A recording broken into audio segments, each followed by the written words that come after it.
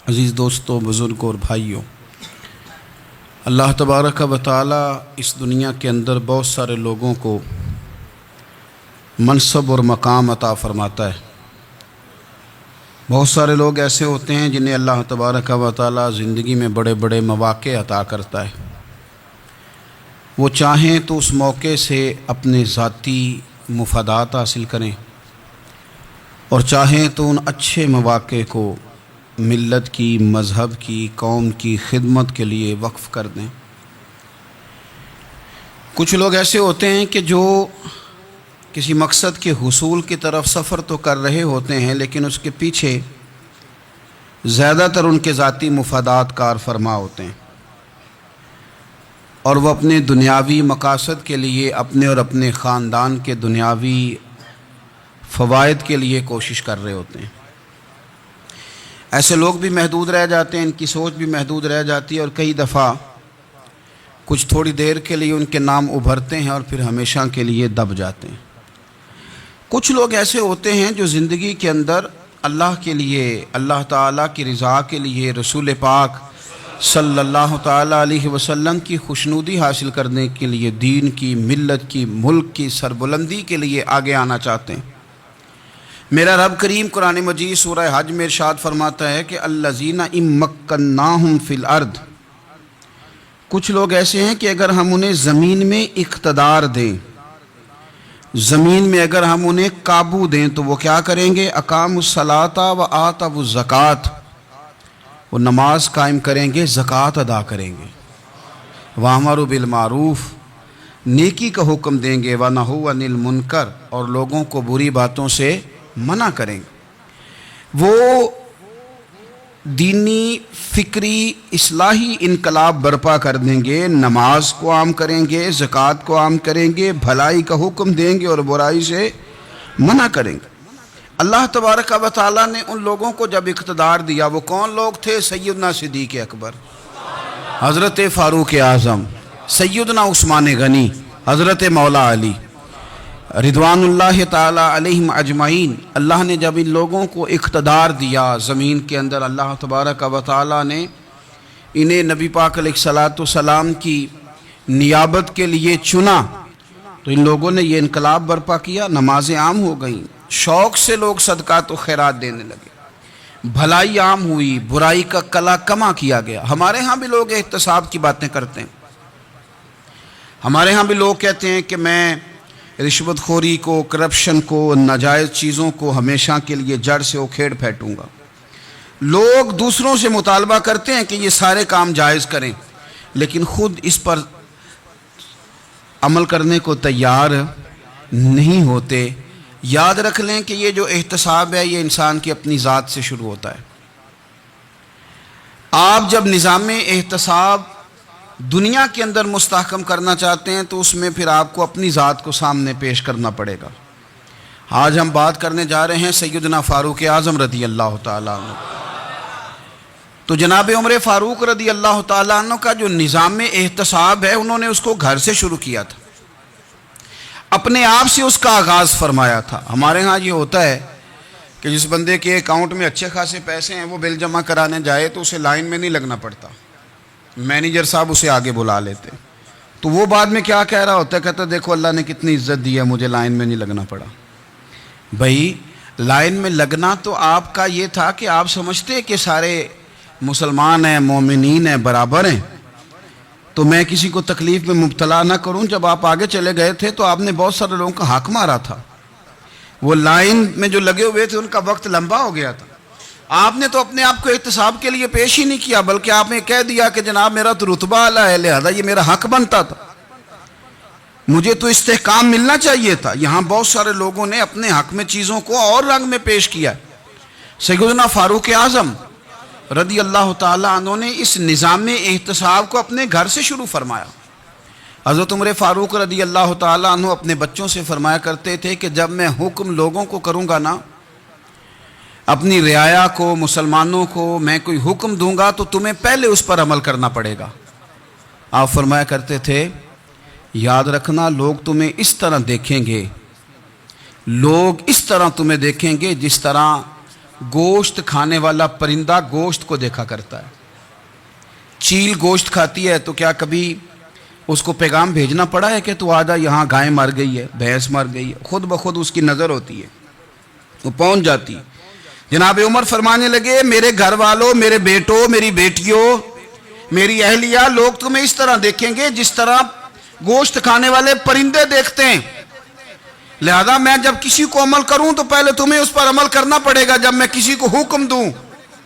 آپ فرمانے لگے یاد رکھنا اگر تم نے میرا حکم نہ مانا تو غیروں نے حکم نہ مانا تو انہیں ایک سزا ملے گی, اور اگر میرے گھر والوں نے نہ مانا تو ڈبل سزا ملے گی.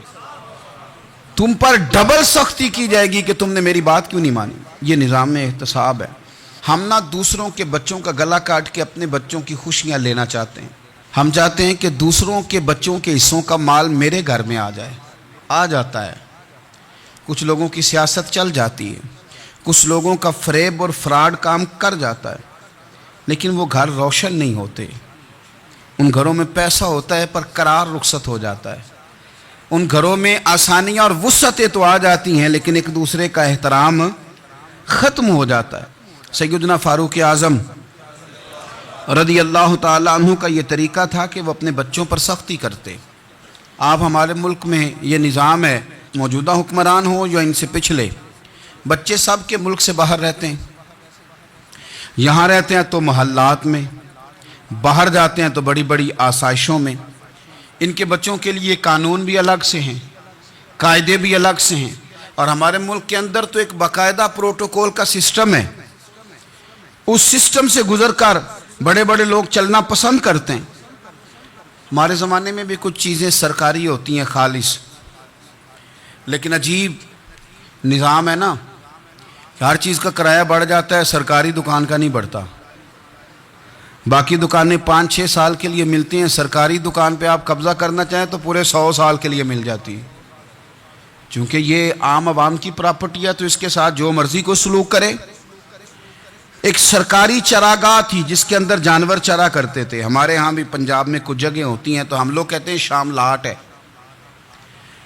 سرکاری چراگاہ میں جانور چرا کرتے تھے. حضرت عمر فاروق رضی اللہ تعالیٰ عنہ کے صاحبزادے سیدنا عبداللہ ابن عمر رضی اللہ تعالیٰ عنہ نے بھی ایک اونٹ خرید لیا.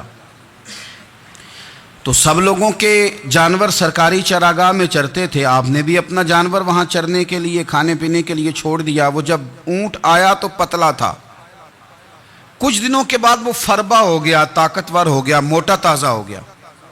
حضرت سیدنا عبداللہ ابن عمر رضی اللہ تعالیٰ عنہ نے بیچا تو وہ ڈبل قیمت سے بھی زیادہ کا بکا, کیونکہ پہلے دبلا پتلا تھا, اب موٹا تازہ فربا ہو گیا. حضرت سیدنا فاروق اعظم رضی اللہ تعالیٰ عنہ کو پتہ چلا تو بلایا, فرمایا پتر اونٹ بیچ دیا ہے؟ ابا جی بیچ دیا ہے. فرمایا کتنے کا خریدا تھا؟ اتنے کا. بیچا کتنے کا؟ ڈبل قیمت بتائی. فرمایا اس طرح کر کے اصل رکھ لے اور جو اوپر ملی ہے مجھے دے دے. حضور آپ نے کیا کرنی ہے؟ فرمایا میں سرکاری خزانے میں جمع کروں گا. حضور کیوں؟ فرمایا اس لیے کہ تیرا اونٹ سرکاری جگہ پہ چرا کرتا تھا, وہ گھاس سرکاری جگہ سے کھاتا تھا. حضور سب کے کھاتے. حضرت عبداللہ ابن عمر کہنے لگے سب کے کھاتے ہیں. آپ فرمانے لگے تو سب میں شامل نہیں ہے, تو امیر المومنین کا بیٹا ہے, تجھے میں یہ حق نہیں دے سکتا, تیرے اوپر تھوڑی سختی زیادہ کی جائے گی, تجھے یہ حق نہیں ملے گا. تو اپنے اونٹ کو چونکہ سرکاری چراگاہ میں چرایا کرتا تھا, لہذا تجھے وہ جو اصل رقم یہاں جمع کرانی پڑے گی. ہمارے تو بچے پہلی بات تو یہ ہے کہ بات ہی نہیں سنتے. یہ سب کے بچوں کی بات کر رہا ہوں, وہ ٹیچر کے بچے ہوں, سیٹھ کے بچے ہوں, پیر کے بچے ہوں, امام صاحب کے بچے ہوں, کسی کے بچے ہوں, پہلے تو سنتے نہیں. اور اللہ خیر کرے اگر آپ کوئی سنانا چاہیں تو فوری طور پر وہ ہوم منسٹری کے پاس پہنچ جاتے ہیں, ان کی اماں ان کی وکیل بن جاتی, آپ کہہ ہی کچھ نہیں سکتے, حالات رخ بدل جاتے. اس کا نقصان یہ ہوتا ہے کہ ان کو تراشا نہیں جا سکتا, ان کو ہیرے نہیں بنایا جا سکتا, ان کے اوپر کچھ ایسی میل کچیل چڑھ جاتی ہے جو بڑی عجیب و غریب ہوتی. اور کچھ لوگ ایسے ہوتے ہیں جو خرابی کرنے میں بھی اپنا کردار ادا کرتے ہیں, خرابی کرنے میں, اور بڑے لوگوں سے منسلک ہونے کے لیے لوگ رستے تلاش کرتے ہیں. رستے, میں چونکہ چیزوں کا مطالعہ کرنے کا بڑا شوقین ہوں تو میں میری والدہ داخل تھیں کئی سال پہلے ہسپتال میں، تو مجھے اس ہسپتال میں کچھ دن رہنا پڑا. ایک پرائیویٹ ہاسپٹل تھا، تو اس میں انہوں نے جگہ جگہ لکھ کے لگایا تھا ملازمین کو بخشیش نہ دیں. ہم ان کو بڑی اچھی معقول تنخواہ دیتے ہیں، سیلری بڑی عمدہ ہے، تو لوگ بخشیش نہ دیں. میں نے جو مینجمنٹ کے لوگ تھے ہاسپٹل کی، ان میں سے ایک سے میں نے کہا کہ اگر کوئی بندہ اپنی خوشی سے دینا چاہے تو آپ نے بڑا موٹا لکھ کے لگایا برائے مہربانی ان کو بخشیش نہ دیں. اس نے بڑی قیمت، سادہ آدمی تھا پر میری بڑی اس نے مجھے بات بتائی، مجھے نفع ہوا. کہنے لگے مولوی صاحب، جب کچھ امیر لوگ ہسپتال میں مریض لے کے آتے ہیں تو وہ صفائی والے کو پہلے ہی 500 روپیہ دکھا لیتے ہیں آتے ہی. پھر وہ جیسے آواز دیتے ہیں صفائی والے فٹافٹ اندر آتے ہیں، ان کا کمرہ صاف کرتے ہیں.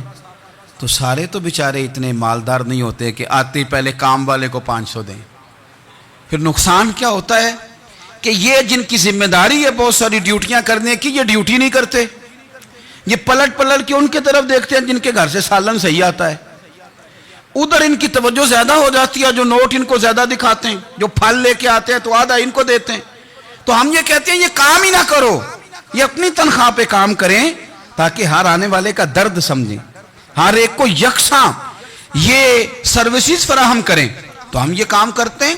ہم ایم پی اے کے اور کسی سے ہمارا تعلق نہ بنے تو ہم جناب اس کے ڈرائیور سے ہی تعلق بنا لیتے ہیں. ہم وہ جو آپریٹ کرنے والا ہوتا ہے ٹیلی فون، اسی سے بڑا تعلق بناتے ہیں، اس کو مٹھائی کا ڈبہ جلدی پہنچا دیتے ہیں. تو اسی طرح سے بڑے لوگوں کی اولادوں کو بگاڑا جاتا ہے. حضرت عاصم بن عمر رضی اللہ تعالیٰ عنہ، یہ سیدنا فاروق اعظم کے بیٹے تھے. مصر گئے تو لوگوں کو پتا چلا حضرت عمر کے بیٹے آئے. لوگوں نے تحفے دیے، بڑی بڑی چیزیں آپ کو دی. حضرت عمر کا بیٹا آیا، بڑے گفٹ دیے. تو صاحبزادے واپس آئے تو ان کے پاس بڑے تحائف تھے. سیدنا عمر فاروق رضی اللہ تعالیٰ عنہ نے دیکھا تو فرمایا ادھر لانا تحفے. کہا بڑی لوگوں نے مجھے دیے ہیں. فرمایا تو نے کیوں بتایا تھا کہ میں امیر المومنین کا بیٹا ہوں؟ کہا حضور ان کو ویسے ہی پتہ چل گیا. فرمانے لگے پتر، یہ تحفے تمہیں اس لیے ملے ہیں کہ تم امیر کے بیٹے ہو. یہ تحفے تمہارا حق نہیں، چونکہ تمہیں اس کرسی کی وجہ سے ملے ہیں اور یہ کرسی مسلمانوں کی ہے، لہذا یہ حق بھی مسلمانوں کا ہی ہے. یہ لا سارے مال غنیمت میں جمع کیے جائیں. آپ اپنے گھر سے جب احتساب شروع کرتے ہیں، اپنے گھر سے، اور یہ یاد رکھیں یہ جو لوگ آتے ہیں آپ کے بچوں کو نوازنے کے لیے، یہ انہیں خراب کرتے ہیں، بگاڑ پیدا کرتے ہیں، یہ عجیب و غریب سی چیزوں میں مبتلا کر دیتے ہیں. بچوں کا نقصان ہوتا ہے کل کلام. پھر جو شاپر اچھا لے کے آئے، پیر صاحب کے بچے ذرا اس سے پیار سے ملتے ہیں، نقصان ہو جاتا ہے. یہ دستے نگر ہو جاتے ہیں، یہ لوگوں کی طرف جیتے ہیں، دوسروں پہ ڈیپینڈ کرنے لگتے ہیں. حضرت ابو موسیٰ اشعری رضی اللہ تعالیٰ عنہ نے پہلے تو ایک قلین بڑا سونا تھا، تو آپ نے حضرت عمر کے گھر بھیج دیا کہ چلو ان کے گھر میں ان کی اہلیہ بچھا لیں گی. کہیں سے تحفہ آیا. پھر وہ جس کمرے میں مال غنیمت اور خزانہ رکھا جاتا تھا اس کی صفائی کر رہے تھے تو ایک دینار مل گیا. تو وہ دینار بچے سارے جا رہے تھے تو ان میں سے حضرت عمر کے ایک بیٹے کو، چھوٹے کو بلایا اور بلا کے کہا پتر یہ دینار لے لو. حضرت عمر نے دیکھا کہ بیٹے کے ہاتھ میں دینار بھی ہے اور گھر میں قالین بھی ہے. ایک موقع پہ وہ قالین گیا، ایک موقع پر بچے کو ایک دینار دیا. تو حضرت عمر اپنی اہلیہ سے پوچھنے لگے یہ کہاں سے آیا قالین؟ کہا جناب ابو موسیٰ اشعری رضی اللہ تعالیٰ عنہ نے بھیجا ہے. بیٹے سے پوچھا دینار کہاں سے آیا؟ کہا مجھے انہوں نے ہی دیا ہے. آپ نے وہ دینار بھی لیا اور قالین بھی لیا اور اس کو لپیٹا اور جناب ابو موسیٰ اشعری کو بلایا اور اتنے سخت ناراض تھے. فرمانے لگے ابو موسیٰ اشعری سے کہنا میرے پاس پیدل آئے، گھوڑے پہ نہ آئے. اور جب آئے حضرت ابو موسیٰ اشعری تو جناب عمر اتنے ناراض ہوئے کہ وہ قالین لپیٹ کے تو ان کے سر پہ مار دیا. فرمانے لگے پکڑو اپنا دینار، تمہیں پورے مدینے میں میرے بیٹے کے علاوہ کوئی اور نہیں ملے تھا جسے تم خراب کر سکو، میرا پتر ہی ملا تھا بگاڑنے کی. کس نے اجازت دی تم میرے بیٹے کو دینار دو؟ کیوں لائے تم میرے گھر میں قالین؟ حضرت عمر فاروق رضی اللہ تعالیٰ عنہ فرمانے لگے میں زمین پہ سونے کا عادی ہوں، زمین چٹیل بھی ہو تو رب کا بندہ بن کے سوتا ہوں تو اللہ مجھے آرام اور سکون کی نیند عطا فرما دیتا ہے. مجھے تمہارے مخملوں کی اور قالینوں کی ضرورت نہیں ہے. احتساب یہاں سے شروع ہوتا ہے بھائی. یہاں ہم نہ اپنے گھر میں بیٹھ کے مایوس مایوس باتیں کرتے ہیں، اور فلانے کے بچے کہاں پہنچ گئے، فلانے کے بعد بڑا پیسہ آ گیا، میں کچے مکان میں رہوں، میں یہ کروں، دیکھو مجھے نہیں سہولی۔ یہ تو آپ مایوسی والی باتیں کر رہے ہیں، یہ تو آپ کمزور باتیں کر رہے ہیں۔ یہ تو اس طرح کی باتیں تو ہارے ہوئے لوگ کرتے ہیں۔ اس طرح کا لب و لہجہ تو ان لوگوں کا ہوتا ہے جو احساس کمتری کا شکار ہوتے ہیں۔ یہ آپ نے کس طرح کا لب و لہجہ، اور اپنے بچوں کو آپ بھکاری بنا رہے ہیں تاکہ دوسروں کو دیکھیں تو مایوس ہو جائیں۔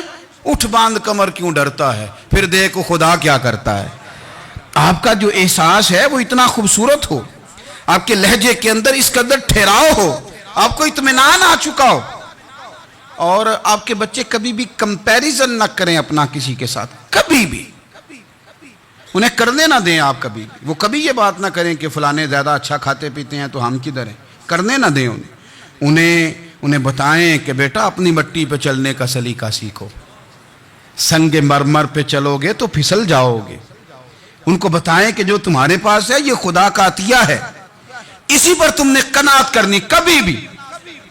حضرت زید بن حارثہ سے نبی پاک صلی اللہ علیہ وسلم کو بڑا پیار تھا، پھر ان کے بیٹے حضور کے غلام زادے حضرت اسامہ بن زید کے ساتھ بھی حضور بڑا پیار کرتے۔ لیکن یہ تو مسلمہ حقیقت ہے نا کہ عظمت اور شان تو سیدنا فاروق اعظم کی زیادہ ہے۔ امت کا اتفاق ہے کہ نبیوں کے بعد سب سے بڑا درجہ جناب صدیق اکبر کا، اور پھر اللہ نے مقام عطا کیا حضرت فاروق اعظم کو۔ یہ بڑے لوگ تھے۔ ایک دفعہ مال تقسیم ہو رہا تھا تو حضرت عمر رضی اللہ تعالیٰ عنہ نے نا حضرت اسامہ بن زید کو 4000 دینار دیے، اور اپنے بیٹے عبداللہ ابن عمر کو 3000 دینار دیے۔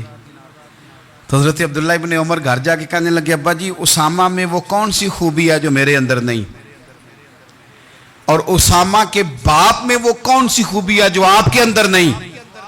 تو حضرت عمر کی عاجزی دیکھیے، حالانکہ بالاتفاق دنیا جانتی ہے کہ جناب عمر فاروق رضی اللہ تعالیٰ عنہ افضل ہیں، پھر بھی پتہ اپنے بیٹے سے کیا کہتے ہیں؟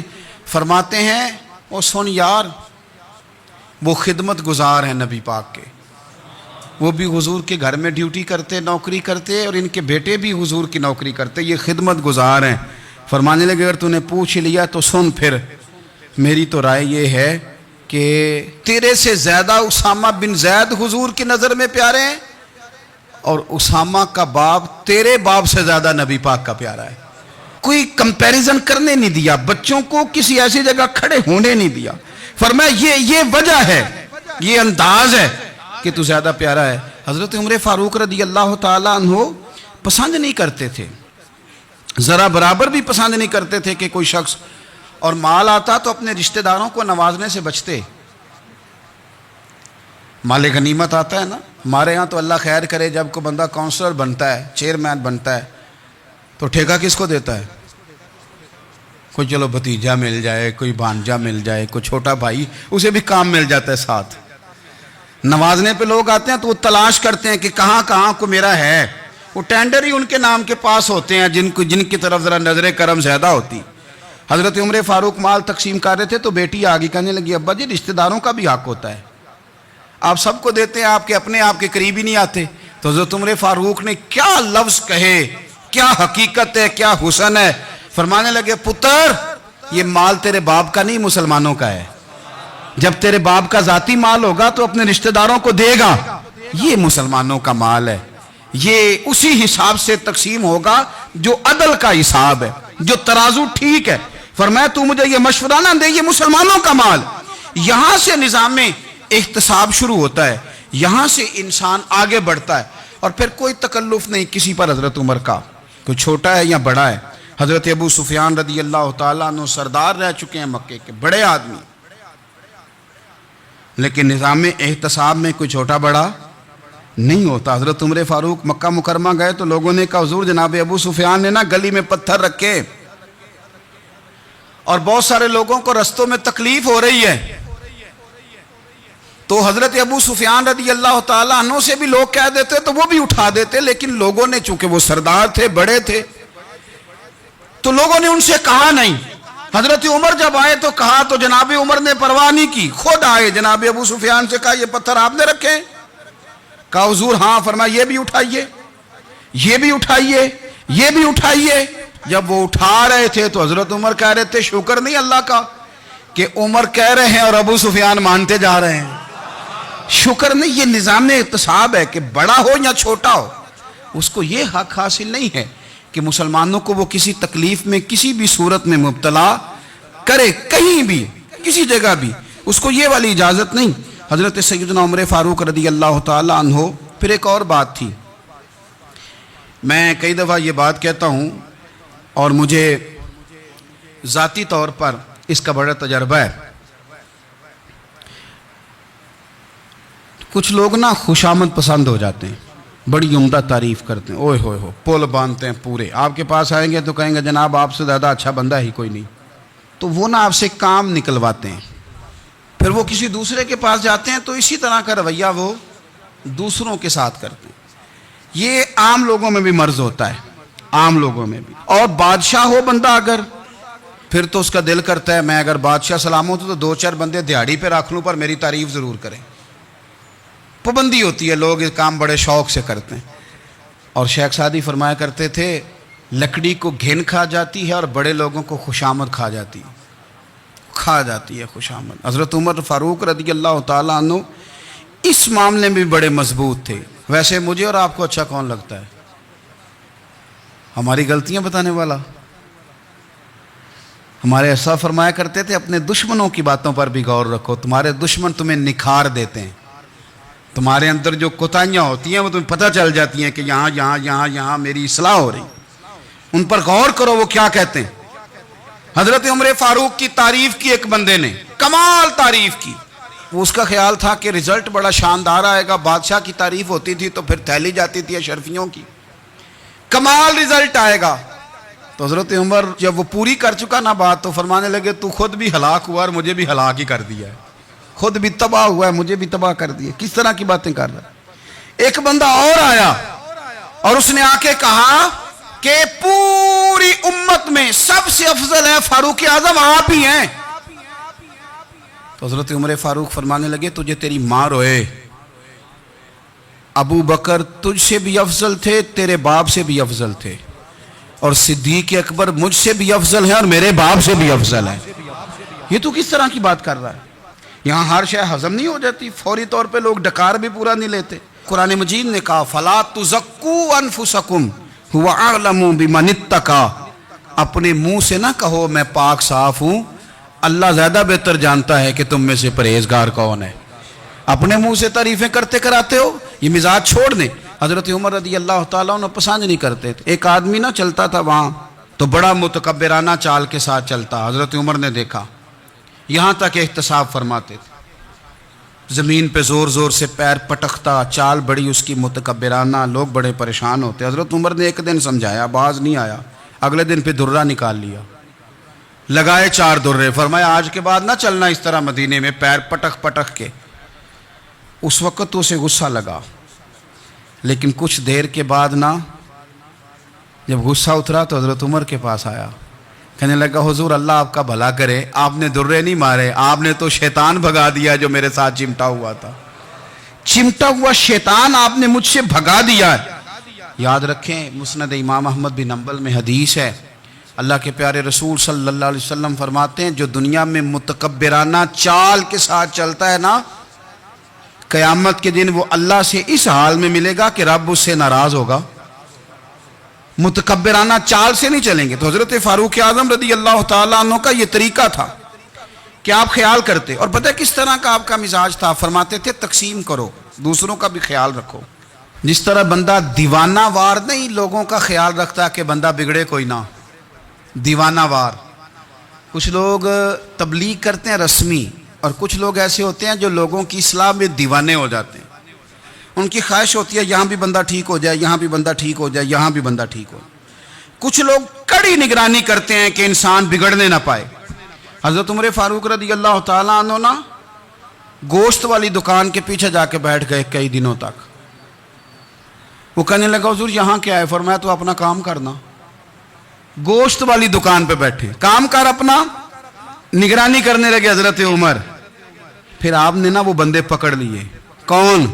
جو 2 دن مسلسل گوشت خریدنے آئے. پکڑ کے کھڑا کر لیا، فرمایا تو کل بھی گوشت لینے آیا تھا؟ حضور ہاں۔ فرمایا آج پھر کھائے گا؟ حضور جی۔ تو آپ فرمانے لگے کیا تیرے محلے سے غربت ختم ہو گئی ہے؟ تیرے رشتہ دار سارے پیٹ بھر کے کھاتے ہیں، تو دو دو دن گوشت لینے آتا ہے؟ فرمایا آج کے بعد مسلسل گوشت لینے آیا تو درے سے ماروں گا، خبردار یہ کام نہ کرنا۔ یہاں تک نظام احتساب کا جب خیال رکھا جائے پھر حالات بگڑا نہیں کرتے، پھر وہ قابو میں رہا کرتے ہیں۔ حضرت عمر فاروق رضی اللہ تعالیٰ عنہ اس ترتیب کے ساتھ اصلاح کرتے، اس ترتیب کے ساتھ۔ سیدنا فاروق اعظم رضی اللہ تعالیٰ عنہ کی ایک بات آخر میں عرض کرنی ہے، وہ میں بھی اپنے اوپر لاگو کروں، آپ بھی غور کریں۔ حضرت عمر فاروق رضی اللہ تعالیٰ عنہ نے نا خط لکھا حضرت ابو موسیٰ اشعری کو۔ آپ فرمانے لگے یاد رکھنا، جو گورنر، جو امیر اپنے رب کریم کی فرما برداری کرتا رہتا ہے نا، اس کی رعایا بھی اس کی فرما برداری کرتی ہے، اور جو لوگ اپنے رب کریم کی فرما برداری چھوڑ دیتے ہیں، پھر جنہوں نے ان کی فرما برداری کرنی ہوتی ہے وہ ان کی فرما برداری چھوڑ دیتے ہیں۔ آپ نے سپہ سالاروں کو خط لکھے تھے، فوج کے جو جرنیل تھے، کمانڈو تھے، ان کو خط لکھے تھے، فرمایا جو سپاہی نماز نہیں پڑھتا اسے فوج سے نکال دو، اور ساتھ لکھا تھا یاد رکھو جو رب کا وفادار نہیں وہ ہمارا کیسے ہو سکتا ہے، نکال دو ان لوگوں کو، فوج سے الگ کر دو۔ ہم آج جو بے پناہ پریشان ہیں، ہمارے بچے بات نہیں مانتے، شاگرد بات نہیں مانتے، ہم شکوے کرتے ہیں، بے ادبی بڑھ گئی۔ ادب کے ساتھ میں گزارش کروں گا بڑوں کی بارگاہوں میں، جو میری طرح کے بڑے بنے ہوئے ہیں، بزرگوں سے نہیں بات کرتا، ان سے میں کہوں گا کہ ہمیں ایک دفعہ اپنے اوپر بھی تو غور کر لینا چاہیے، کہیں ایسا تو نہیں ہے کہ ہم جب تک اللہ تعالیٰ کے فرما بردار تھے، جب تک ہم تقوی کے معیار پر تھے، ہماری بات ماننے والے ہماری بات مان رہے تھے، کہیں ایسا تو نہیں کہ ہم اس معیار سے ہل گئے ہیں تو اب جو ہمارے فرما بردار تھے وہاں سے ہل گئے۔ حضرت عمر رضی اللہ تعالیٰ عنہ فرمایا کرتے تھے کہ لوگوں کو عجب میں مبتلا نہیں ہونا چاہیے، خود پسندی کا جو ماحول ہوتا ہے اس سے لوگوں کو ہمیشہ نکلنا چاہیے۔ حضرت عمر کے ایک صاحبزادے نے کنگھی کر لی، اچھا لباس پہن لیا تو درہ مارا جناب عمر نے، تو آپ کی بیٹی کہنے لگی ابا جی یہ تو بالکل جائز ہے، اچھے کپڑے پہننا، اچھا لباس پہننا اور سر میں کنگھی کر لینا، اس پر درہ کیوں مار دیا؟ تو آپ فرمانے لگے بیٹا یہ خود پسندی میں مبتلا ہونے لگا تھا، یہ اپنے آپ کو بہت بھلا سمجھنے لگا تھا، اس کا خیال تھا کہ میں یوں میرے علاوہ کوئی نہیں، یہ اس مقام پہ جا رہا تھا جہاں اس کی تربیت رک جاتی، اس لیے درہ مارا ہے۔ ایک دفعہ حکومتی معاملات کے اندر آپ کی اہلیہ نے مشورہ دینا چاہا، بڑے کام بیویاں نہیں کرتی، بڑے بڑے معاملات میں مداخلت نہیں کرتی۔ ہمارے بر صغیر میں وہ بادشاہ نہیں گزرا کہ جو فیصلہ کرتا تھا تو کرسی پہ بیٹھ جاتا تھا اور پردے کے پیچھے اس کی بیوی بیٹھ جاتی تھی، اور جب وہ فیصلہ سنانے لگتا تو یوں گردن پیچھے کرتا اور اہلیہ جو کہتی وہ فیصلہ سنا دیتا۔ لیکن ایک دفعہ خاتون نے ایک آدمی کو حضرت عمر نے معزول کیا تو آپ کی اہلیہ نے، اس آدمی کی اہلیہ حضرت عمر کی اہلیہ سے ملی ہوں گی، تو خاتون نے ذرا سفارش کرنی چاہیے، تو جناب عمر فاروق رضی اللہ تعالیٰ عنہ کے ہاتھ میں عصا تھا، ڈنڈا تھا، 2-3 دفعہ زمین پہ مارا، فرمایا تمہیں کس نے اجازت دی ہے حکومتی معاملات میں مشورہ دینے کی؟ یہ مشورہ مولا علی دیں گے یا عثمان غنی دیں گے؟ آپ کو کس نے اجازت دی؟ وہ حکومتی معاملات، وہ مسلمانوں کا اجتماعی معاملہ، وہ مسلمان دیکھیں گے، آپ کو اس میں آنے کی اجازت نہیں ہے۔ جو آپ کی ذمہ داریاں ہیں، آپ کے حقوق ہیں، ان پر آپ بات کریں۔ تو بھائی نظام میں احتساب اپنی ذات سے شروع کریں۔ ہماری اولادیں، ہمارے بچے، وہ باہر سے انہوں نے زیادہ اثر نہیں لیا، ہم نے انہیں بتایا ہے کہ ہم بڑے غریب ہیں، ہم بڑے مجبور ہیں، ہم تو بڑے کمزور ہیں، ہماری تو سنتا کوئی نہیں، یہ تو امیروں کا ملک ہے، اس میں تو فلانے کو اہمیت حاصل ہے۔ ان باتوں نے ہمارے بچوں کو کمزور کیا ہے، ان باتوں نے ہمارے بچوں کے دلوں میں احساس کمزوری پیدا کیا ہے۔ آپ ان کو جینا سکھائیں، آپ ان لوگوں کو بتلائیں کہ رب کریم نے جو تمہارے لیے بہتر سمجھا وہ تمہیں اپنے فضل سے بڑا عطا فرمایا ہے۔ آپ ان کو ان کے مقام پر رہ کر خوددار اور قناعت پسند ہونا سکھائیں، آپ یقین کریں گھر امن والا بن جائے گا۔ بچے اگر بھنا ہوا گوشت کھا رہے ہوں اور پھر بھی لاڑی رہے ہوں کہ مسالہ میری مرضی کا نہیں، سٹائل میری مرضی کا نہیں، ٹیسٹ میری مرضی کا نہیں، یہ والا گوشت میں نے نہیں کھانا، یہ اس طرح کر کے بنا ہوتا تو پھر میں نے کھانا تھا۔ وہ زیادہ خوفناک صورتحال ہو جاتی ہے۔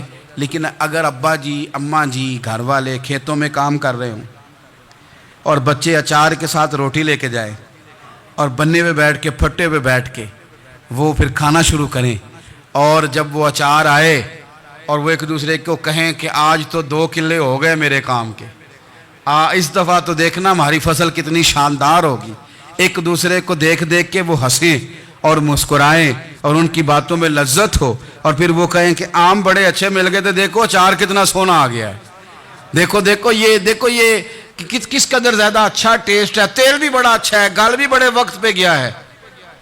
آپ یقین کریں یوں لگتا ہے کہ کائنات کی سب سے بہترین روٹی یہ لوگ کھا رہے ہیں۔ یہ سوچ حضرت عمر نے ہمیں دی ہے، یہ فکر جناب عمر نے ہم تک پہنچائی ہے۔ اللہ ہمیں سمجھنے کی توفیق عطا فرمائے۔ آخر دعوایا ان الحمدللہ رب العالمین۔